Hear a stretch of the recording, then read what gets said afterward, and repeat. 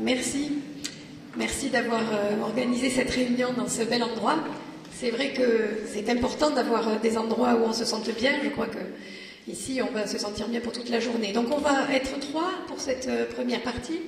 Donc, je vais un petit peu vous parler sans diapositive, parce que je pense que c'est bien. Puis voilà, c'est historique aussi. On va se remettre dans l'école de médecine de Montpellier.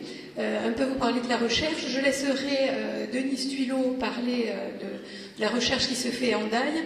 Et ensuite, Françoise Muscatelli parlera de la recherche sur les modèles animaux, donc les souris, sur lesquels on travaille et qui nous apportent beaucoup de données sur cette maladie. Donc, où en est-on de la recherche ?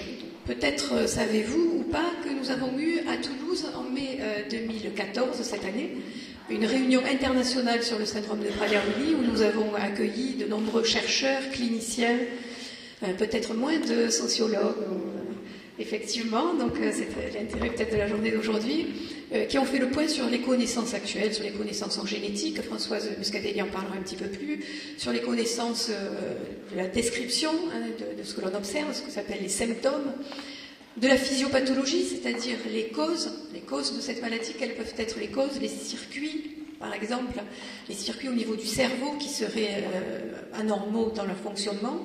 Et puis, on a parlé aussi de thérapeutique, de traitement. Qu'est-ce qu'on peut faire aujourd'hui? Qu'est-ce que l'on sait sur les traitements possibles dans cette maladie? Alors, je vais faire rapidement parce que je ne peux pas vous brosser en 20 minutes toute la recherche sur le syndrome de Prader-Willi. Mais je vais vous raconter finalement, parce que je pense que c'est ce qui vous intéresse, ce qui se fait en France pour la recherche. Parce qu'il n'est pas question pour vous d'aller dans d'autres pays. Et globalement, en France, on est plutôt en pointe sur la recherche en thérapeutique, en traitement, ce qui peut vous intéresser davantage. Donc, quels sont les traitements et les protocoles, ça s'appelle comme ça, les essais cliniques, les protocoles de recherche que l'on met en place en France.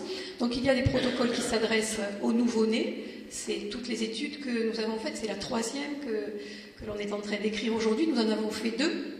Sur l'administration d'ocytocine, cette hormone qui serait peut-être, dont les circuits seraient anormaux dans le syndrome de Prader-Willi et qui pourrait être un des traitements, pas le seul probablement, mais un des traitements précoces qui pourrait être administré à l'enfant très tôt après le diagnostic.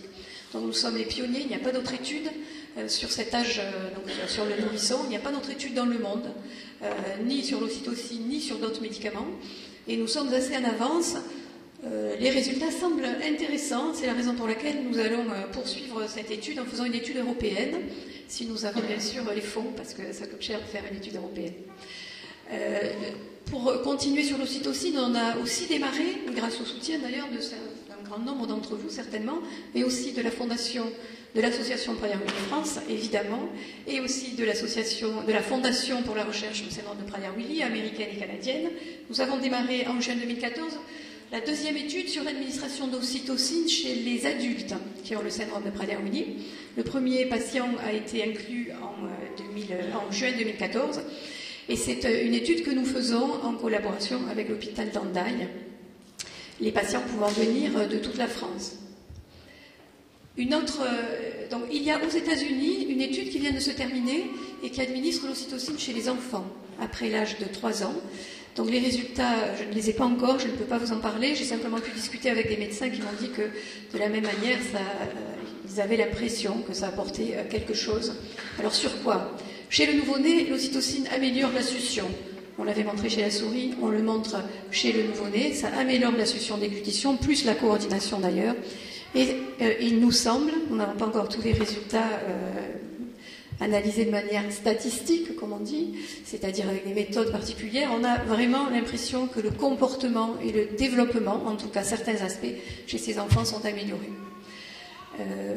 Ce qu'on va rechercher chez les adultes, c'est une amélioration du comportement. D'une part, amélioration du comportement par rapport à l'appétit, à l'alimentation, à la satiété, c'est-à-dire cette sensation qui fait qu'on arrête de manger. Et puis, l'amélioration aussi des comportements, donc des comportements plutôt spécifiques du syndrome. On en parlera peut-être un peu plus tout à l'heure. En France, il va y avoir une autre étude qui va commencer avec une nouvelle approche de traitement. Elle est extrêmement intéressante aussi, cette approche, parce que très probablement, il nous faudra une combinaison de traitements. ça serait trop simple, je pense, d'avoir un seul traitement, mais bon, pourquoi pas. Et ce traitement, c'est une autre hormone qui est intéressée dans le contrôle de l'appétit, mais aussi de plus en plus dans le contrôle de certains comportements. Et cette hormone s'appelle la ghreline, c'est une hormone qui est connue depuis 1989. Et un laboratoire français a développé, il y a 2 ans maintenant, un analogue, c'est-à-dire une molécule, un produit qui ressemble à la ghreline, avec des effets qui sont a priori intéressants. Je dis a priori parce que l'hypothèse, c'est simplement une hypothèse, il faut maintenant le démontrer. Les premières études qui ont été faites chez des personnes qui ont une obésité, qui n'ont pas le syndrome de Prader-Willi, et qui viennent d'arriver là, il y a une petite semaine, montrent qu'il y a une diminution de l'appétit et une diminution du poids avec ce traitement. Donc nous allons démarrer dans le syndrome de Prader-Willi une étude qui sera faite à Paris, peut-être en Daille, on va discuter, probablement à Toulouse aussi, sur les adultes. Donc ce sera la première administration chez l'homme de ce produit, chez l'homme, chez le patient avec syndrome de Prader-Willi, pas chez l'homme, et je pense que ça peut apporter vraiment des choses intéressantes. Il y a d'autres études, je ne vais pas vous les détailler, il y a beaucoup d'essais cliniques en France. Nous avons une étude qui s'appelle l'étude Toprader, c'est l'étude dont Denise en parlera, l'utilisation d'un antiépileptique qui a aussi des effets sur le comportement et sur le comportement alimentaire. Il y a une étude chez l'enfant qui est terminée maintenant, mais qui est le traitement de l'avance du développement de la pilosité pubienne. Donc pour nous, pédiatres endocrinologues, c'est très important parce que si on ne s'occupe pas de ça, on peut avoir un effet de l'hormone de croissance sur la taille qui sera diminuée. Donc c'est très important de s'occuper de cet aspect aussi. L'étude est terminée, on va pouvoir analyser les résultats. J'espère que je n'ai pas oublié des études médicamenteuses importantes en France. Je crois que non, aujourd'hui. Je crois que c'est tout. Donc je ne vais pas monopoliser la parole, je suis bien sûr prête à répondre à toutes vos questions. Peut-être que je vais faire quand même une annonce qui n'est pas de la recherche, mais de dire que le plan obésité s'est intéressé aussi aux personnes qui ont un syndrome de Prader-Willi, puisqu'il a permis de mettre en place 2 centres pour les enfants qui ressemblent, si vous voulez, chez l'enfant à ce qui se fait à l'hôpital Marin-Vendaille. Ça s'appelle des SSR, donc c'est un nom barbare qui dit soins de suite et de réadaptation. C'est en gros des structures qui sont sanitaires, donc médicalisées, et qui peuvent accueillir les enfants. Donc il n'y en avait pas jusque-là, et le plan obésité a permis de mettre en place ces 2 structures. Il y en a une près de Toulouse et une dans la région parisienne.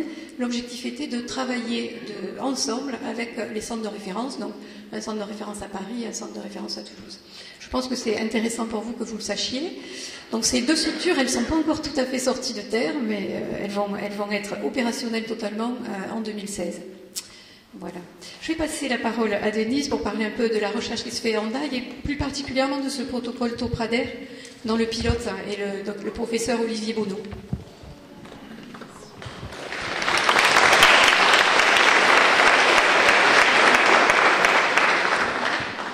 Bonjour à tous. Voilà, je vais vous parler de cette recherche donc, sur le topiramate.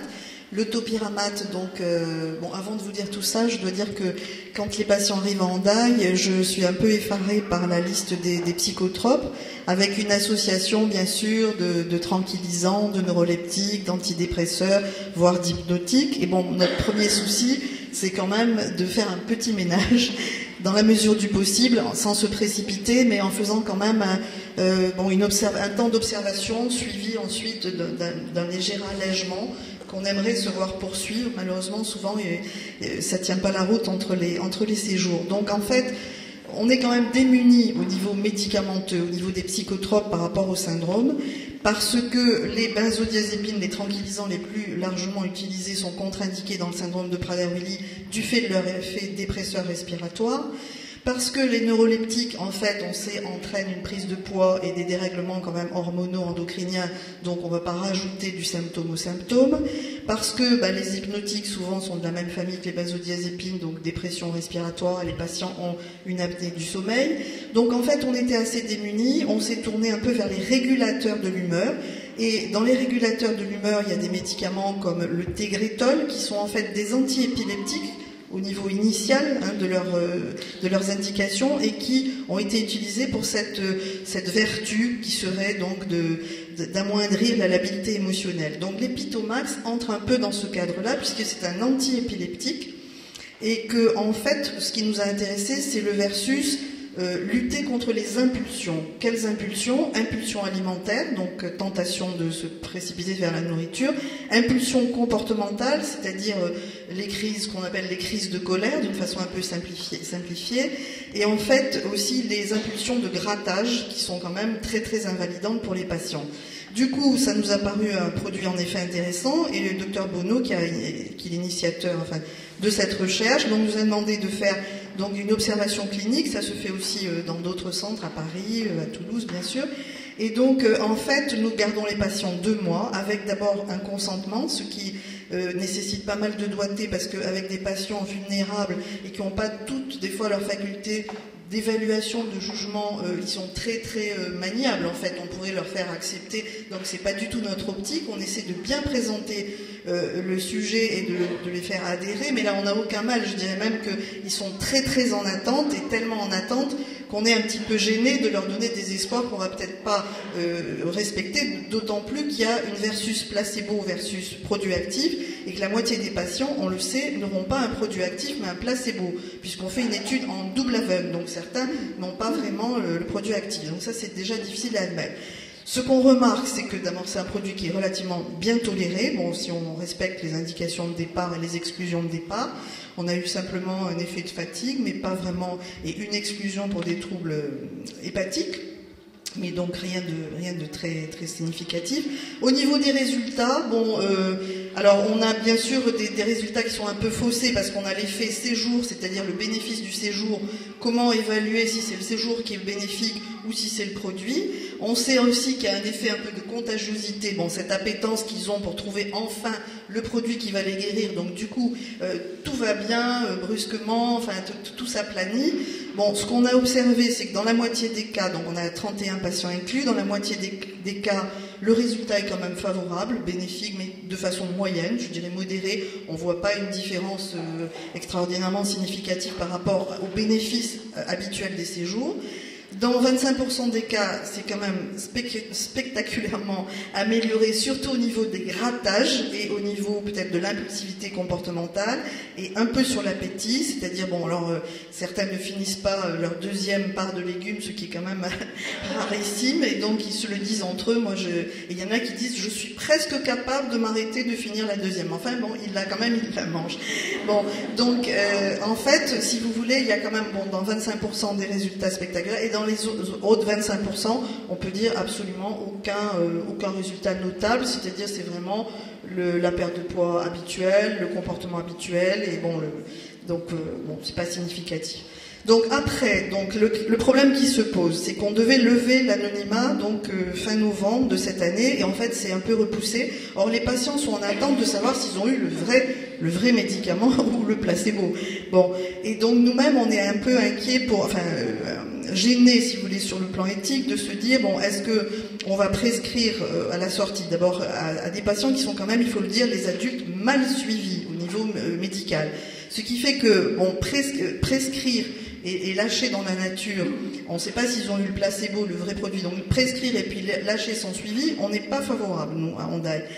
Ce qu'on veut, c'est ceux qui sont suivis, en effet, ceux-là que les médecins prescripteurs des centres de compétences le prescrivent.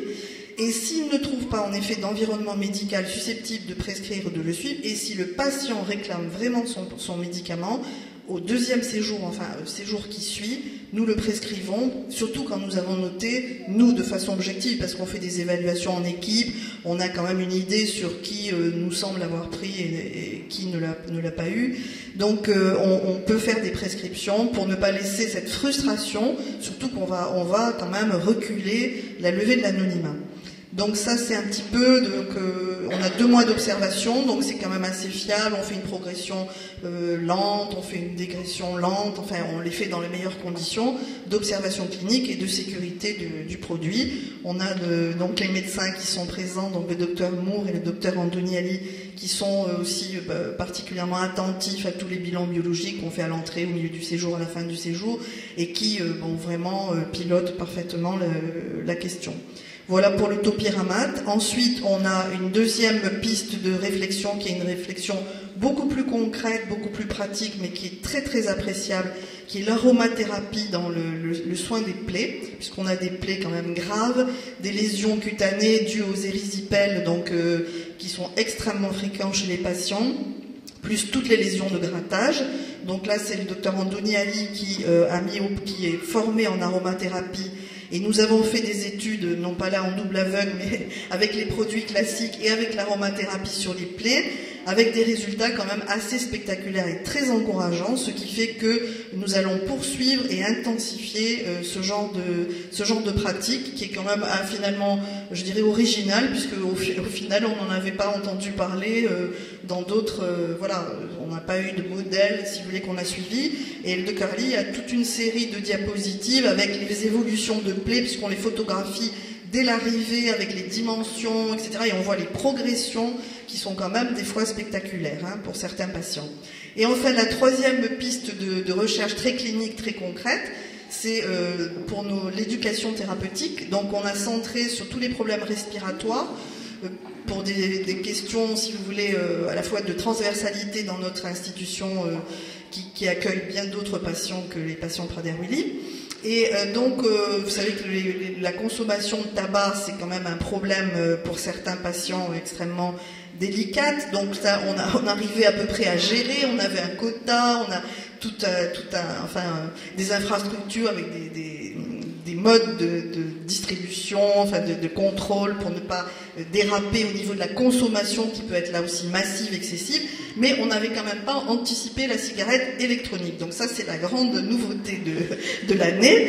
Nous avons eu une formation, nous avons fait venir des gens de l'hôpital de Bayonne, parce que bon, on est un peu dépassé, parce qu'en fait, dans la cigarette électronique, il y a des saveurs, il y a des produits, tous les produits adjuvants qui ont des goûts alimentaires ou des goûts alcooliques. Et donc, au final, les patients choisissent pas tellement le dosage en nicotine, mais les goûts qu'ils vont utiliser. Et au final, on s'est aperçu que les patients prenaient des taux de nicotine, des concentrations en milligrammes, enfin que finalement personne ne maîtrise le sujet, parce que ce sont des petites fioles, il faut vraiment aller dans le détail, c'est écrit en tout petit. Les vendeurs de cigarettes électroniques, ils ont intérêt à vous rendre addict, c'est-à-dire à vous donner des produits qui sont bien dosés, comme ça vous serez un client fidèle pour les années à venir. Et donc au final, des personnes qui peut-être ne fumaient pas trop, enfin pour lesquelles on arrivait à gérer un peu la quantité de tabac, se sont mis à arriver, chacun avec son dispositif personnalisé,